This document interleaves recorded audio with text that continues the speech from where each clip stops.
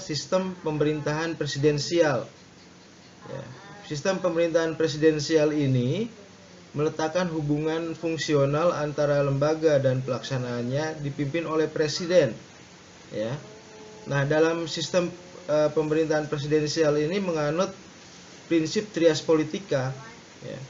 Trias politika itu adalah prinsip yang membagi kekuasaan ke dalam 3 bagian, yaitu ke dalam eksekutif, legislatif, dan yudikatif.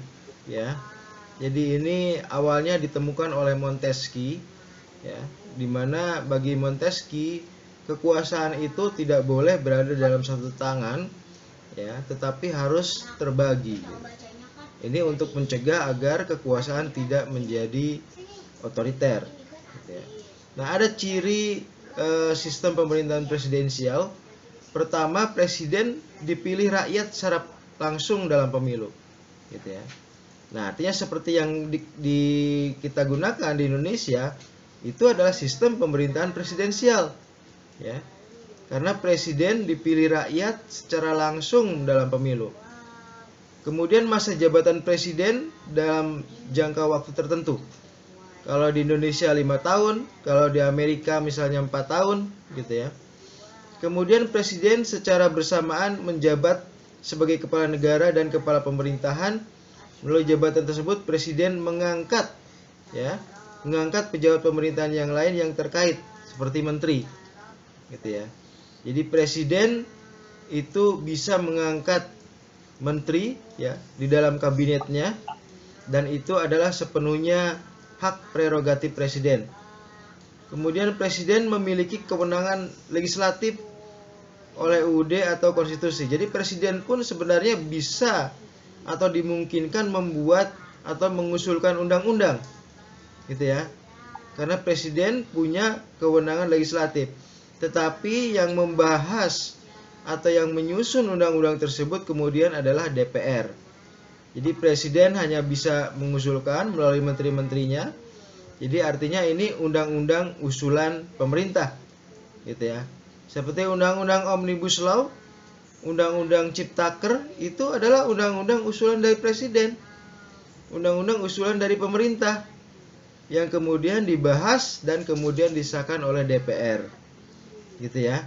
Jadi kalau kemarin ada yang mengatakan presiden seharusnya membatalkan UU Ciptaker dan kemudian membuat perpu agar kemudian buruh, katakanlah quote unquote, tidak terzolimi, tidak bisa, karena ide undang-undang Ciptaker itu sendiri berangkat dari pemerintah, berangkat dari keinginan presiden, gitu ya. Itu undang-undang usulan presiden, gitu. Jadi tidak mungkin misalnya presiden membatalkan UU Ciptaker dan kemudian membuat perpu, gitu ya. Kemudian ciri lainnya, presiden memiliki hak prerogatif seperti saya katakan, ya, mengangkat menteri, ya, punya hak istimewa untuk mengangkat dan memberhentikan menteri-menteri, ya, yang memimpin departemen dan non-departemen, gitu. Kemudian presiden memiliki hak berpendapat menurut undang-undang, itu jelas, ya, presiden punya hak berpendapat. Dan kemudian keputusan kepala negara tidak bisa diganggu-gugat. Kuatnya presiden dalam sistem presidensial, seorang presiden itu tidak bisa digulingkan oleh parlemen, ya, kecuali memang dia melanggar undang-undang dasar, kecuali memang dia melakukan kriminal, ya, atau asusila, gitu. Tanpa kesalahan seperti itu, presiden dalam sistem presidensialisme itu tidak bisa digulingkan oleh parlemen. Jadi kedudukan presiden dalam sistem presidensialisme itu sangat kuat, ya.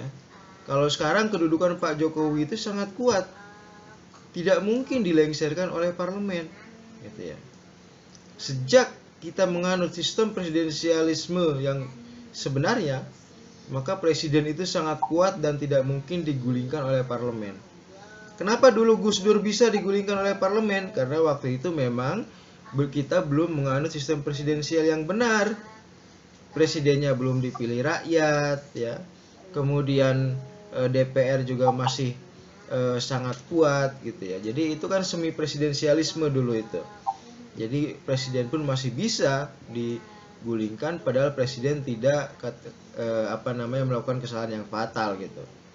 Ya, tetapi waktu itu memang Presiden Gus Dur dianggap melanggar Undang-Undang Dasar karena mau membubarkan DPR gitu ya.